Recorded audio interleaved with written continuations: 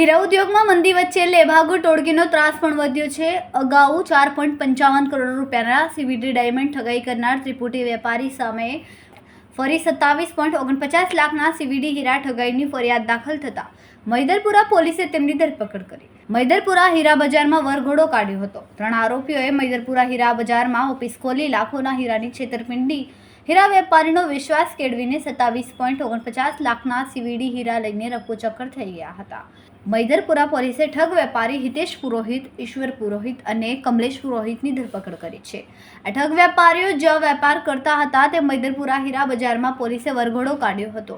ઠગ વેપારીઓ દ્વારા શરૂઆતમાં ઓછો સીવીડીના હીરાનો માલ ખરીદીને સમયસર પેમેન્ટ કરી હીરા વેપારીઓને વિશ્વાસ કેળવતા અને ત્યારબાદ 3 વખત રૂપિયા ચૂકવીને 27.49 લાખના હીરા ખરીદીને રફુચક્કર થઈ ગયા હતા। મૈદરપુરા હીરા બજારમાં ઓફિસને તાળું મારીને નાસી છૂટ્યા હતા।